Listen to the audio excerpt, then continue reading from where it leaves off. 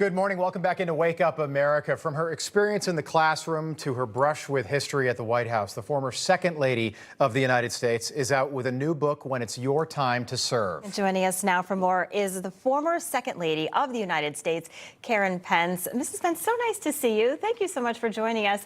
Thank you for having me. Of course, your new book, it's called When It's Your Turn to Serve.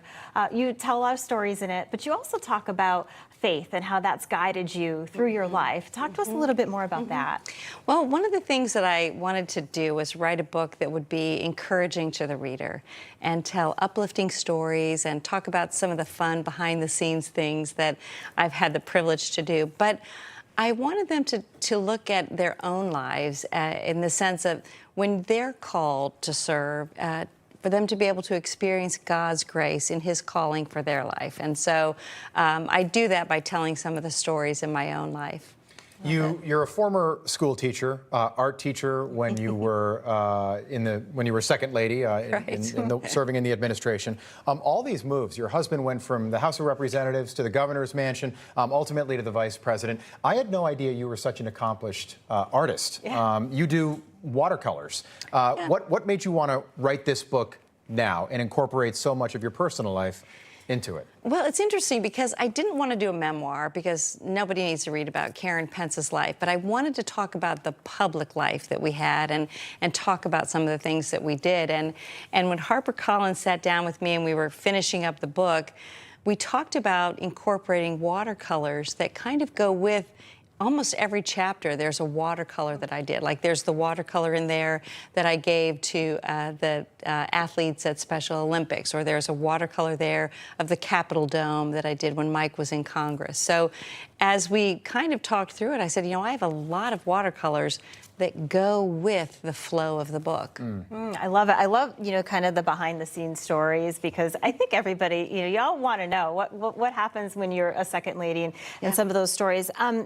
You obviously were friends with the former First Lady, Melania Trump. Talk to us about your relationship with her. She was always very, very gracious, and we didn't do a lot of things together, but she would have something, especially military spouses or going to visit military, and would ask me if I wanted to tag along. So we did a lot of military events together, but she was always very, very gracious. Professional relationship, or yeah, I would say professional relationship. Yeah, and we didn't ever just the two of us have lunch alone. No, that never happened. Yeah, I had your husband, the former Vice President Mike Pence, in studio with us about a month ago, and I asked him what his relationship was like with the former president. Take a listen.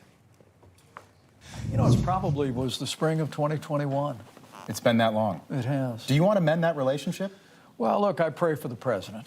I pray for his family. Look, I'm proud of the record of the Trump-Pence administration. And does that bother you, though, that you don't speak with somebody that you'll go down in history attached to, no matter what happens as we move forward? Let me just say that, that a lot of people don't know that we actually parted amicably even after that difficult day. Can you comment on that? What's that dynamic like? Yes, I actually really can, because especially with Melania, because I was still finishing out my teaching year after the election was over. And we had our first grandchild, and Melania called me to congratulate me, and I was teaching 4th grade art at the time, and I saw, the phone said Melania Trump, and I said, oh, guys, do you want to talk to Melania Trump? They were so excited. So she was great. I held the phone up, and she said, work hard, do your best, and it was kind of a great little moment. But we did part amicably, yeah, I would say that too, yeah. And when it comes to the former president, that was challenging. You think about January 2021, post the 2020 election. What's that dynamic like? Because no matter what, and I brought this up to your husband, the former vice president, your families are tied together forever, no matter what happens.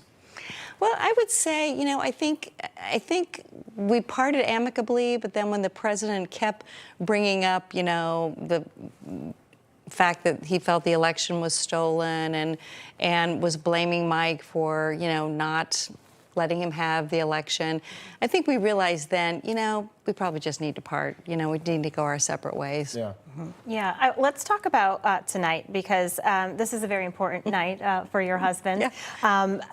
What happens before a debate in your household? Do you give him advice? Do you pray? Walk us through about what may be happening tonight. Well, that's a great question, because our kids are so phenomenal, and only one of our kids will be able to be with us at this debate, Charlotte and her husband and her new baby, but the others will be tuning in. But what we kind of do, like before the last debate, our youngest, Audrey, said, okay, I'll set up the call, and we all call in. We're on a call together, and we all pray together before Mike goes out on stage. So it's kind of been a tradition through many debates. Sure. Will you give your husband advice? And I'm not just talking about the debate. What does that look like at home?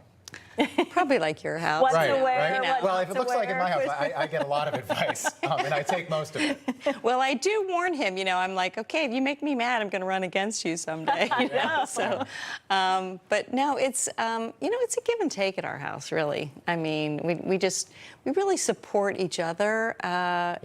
We have a great marriage, and it's kind of a give and take. Would you ever get into politics, by the way? Never. Never. But you're on the campaign trail with him, though, right? You're and out there. I love that role. I love that role. And we've loved being with all the people in Iowa, New Hampshire, especially right now, really, because they're so engaged, they're so involved, and it's been wonderful. Sometimes those national polls don't tell the whole story, do they?